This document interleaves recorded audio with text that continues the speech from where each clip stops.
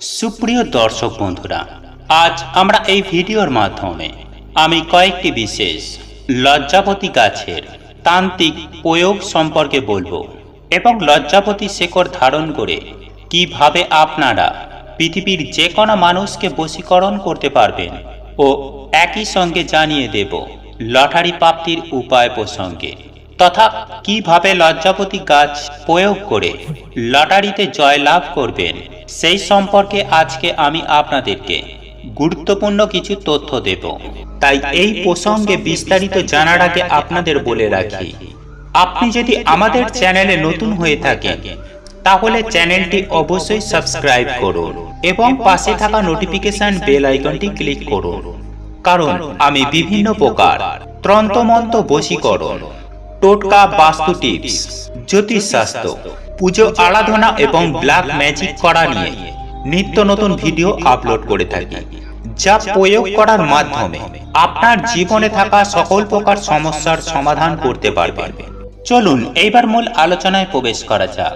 দেখুন বন্ধুরা, আমরা প্রত্যেকেই জানি লজ্জাপতি গাছের ডাল, পাতা, মূল, শিকড় এইগুলি কিন্তু ভেষজ গুণে বেশ পরিপূর্ণ, তথা এই লজ্জাপতি গাছের শিকড় যৌবন ধরে রাখতে সাহায্য করে, অর্থাৎ ভেষজ গুণে পরিপূর্ণ উপকারী সাধন হিসাবে এটি কিন্তু আমাদের কাছে বিশেষ পরিচিত।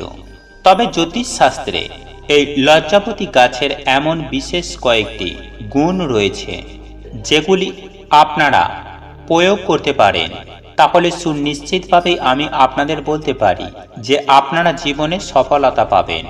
দেখুন বন্ধুরা, যে সব পরিবারে দাম্পত্য সুখ একেবারেই নেই বা স্বামী স্ত্রীর মধ্যে একটা মনোমালিন্য, অশান্তি, বাদ বিবাদ রয়েছে, যার ফলে শয্যা সুখ সেই পরিবারে থাকে না, সেক্ষেত্রে লজ্জাপতি গাছের প্রয়োগ কিন্তু জ্যোতিষশাস্ত্র মতে করা হয়।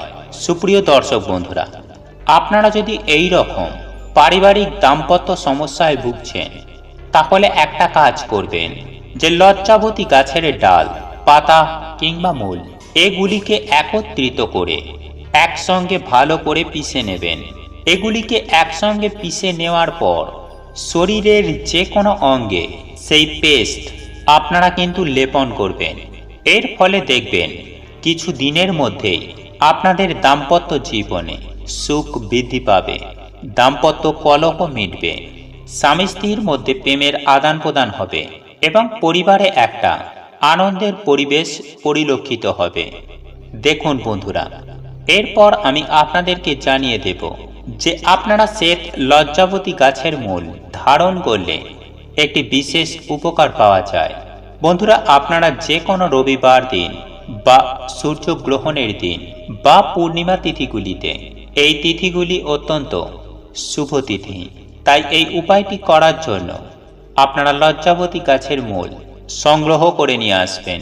এক হয় রবিবার দিন অথবা সূর্যগ্রহণ কিংবা পূর্ণিমার দিন, এবং সেটিকে ঘরে নিয়ে এসে ভালো করে ধুয়ে পরিষ্কার করে সারা রাত সেটিকে ভিজিয়ে রাখবেন এবং পরের দিন আপনারা যে শিকড়টি সংগ্রহ করেছেন সেটিকে গঙ্গা জলে শোধন করে সাদা চন্দনের প্রলেপ সেই মূল বা শিকড়টিতে ভালো করে লাগিয়ে দেবেন এবং সেটি আপনাদের ঠাকুর ঘরে ঠাকুরের আসনের কাছে রেখে দেবেন এবং আপনারা নিত্য পুজো যেভাবে করেন ঠিক সেভাবেই আপনারা পুজো আরাধনা করবেন।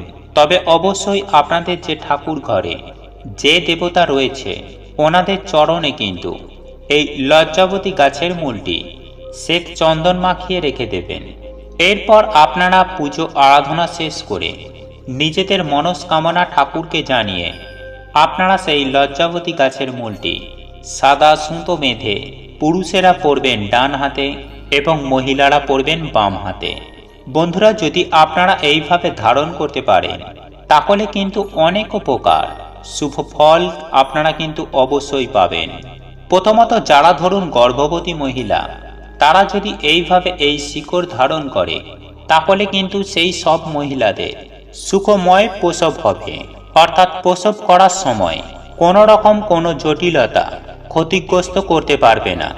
সুস্থভাবে আপনারা কিন্তু নিজের সন্তানকে পৃথিবীর আলো দেখাতে পারবেন। বন্ধুরা, যাদের ধরুন পারিবারিক অশান্তি চরমে উঠেছে বা দাম্পত্য কলহ রয়েছে, তারা যদি এই শিকড় ধারণ করেন, তাহলেও কিন্তু আপনারা জীবনে চরম সুখ লাভ করতে পারবেন। যেহেতু লজ্জাপতি গাছ তন্ত্রশাস্ত্রে অতিমাত্রায় প্রয়োগ হয়, সেহেতু লজ্জাপতি গাছের শিকড় দিয়ে আপনারা বশীকরণ পর্যন্ত করতে পারেন। তবে আপনারা যদি কাউকে বশীকরণ করতে চান, তাহলে কিন্তু সেই মানুষটি আপনার জানা পরিচয় হবে। দেখুন বন্ধুরা, বশীকরণ কিন্তু সকলকে করা যায় না। যাদের সঙ্গে আপনার কোনো না কোনো সূত্রে পরিচয় রয়েছে বা যোগাযোগ রয়েছে, তাদেরকে কিন্তু একমাত্র এইভাবে বশীকরণ করা যায়।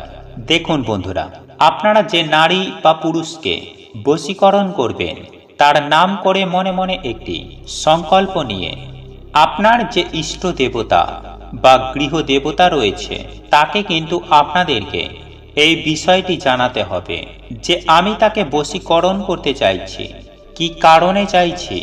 এই রকম একটা মনে মনে সংকল্প নেবেন ও নিজের মনের কথা সৎভাবে থেকে, কারোর ক্ষতি করার উদ্দেশ্যে নয়। কিন্তু আপনারা সদা সর্বদাই যদি সৎ হন, তাহলে এই সব উপায়গুলি অবশ্যই হয়।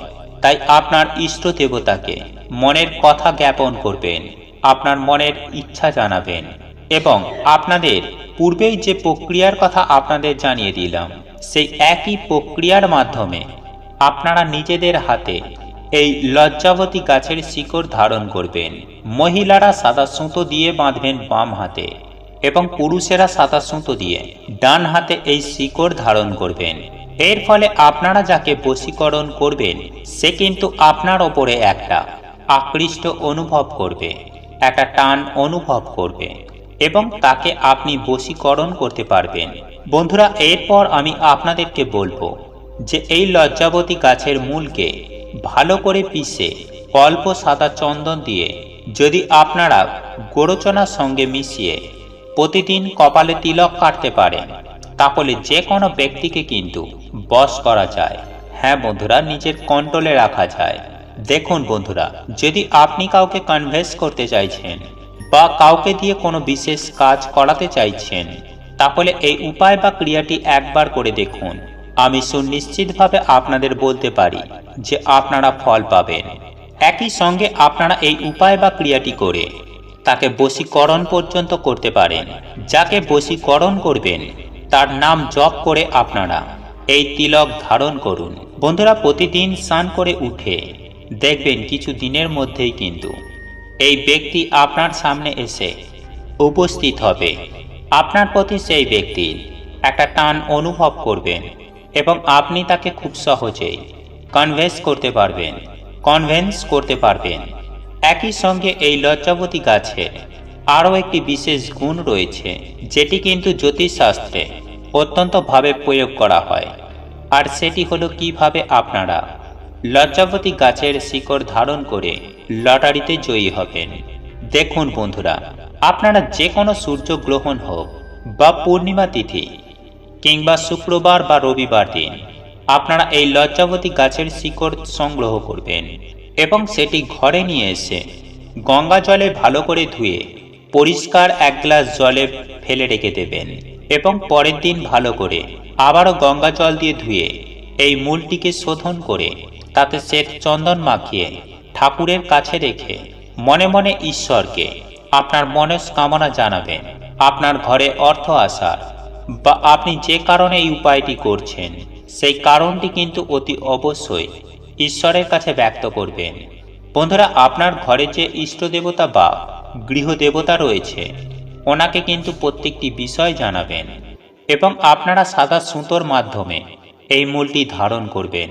আগেই বলেছিলাম যে পুরুষেরা ডান হাতে এবং মহিলারা বাম হাতে ধারণ করবেন এবং একই সঙ্গে কিছুটা মূল সংগ্রহ করে রাখবেন এবং সেটি যখন লটারি কাটতে যাবেন, তখন সাথে করে ওই লজ্জাবতী গাছের মূলটি সঙ্গে করে নিয়ে যাবেন এবং আপনারা লটারির টিকিট কাটার পর লজ্জাবতী গাছের মূলের ওই রস দিয়ে আপনি যে লটারির টিকিটটি কেটেছেন, তার যে নাম্বার, সেটি যে কোনো ভোজ্যপত্রে লিখবেন, সাথে নিজের নাম এবং গোত্র লিখবেন এবং সেই লটারিটি ও ভোজ্যপত্র যেটিতে আপনার লটারির নাম্বার এবং নাম গোত্র লিখেছেন সেটি একটি খামের মধ্যে ভরে আপনারা আপনাদের ঠাকুর ঘরে ঠাকুরের চরণে রেখে দেবেন।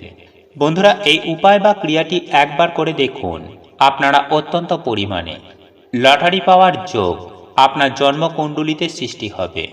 আপনারা কিছু না কিছু অন্তত লটারিতে পাবেনই পাবেন।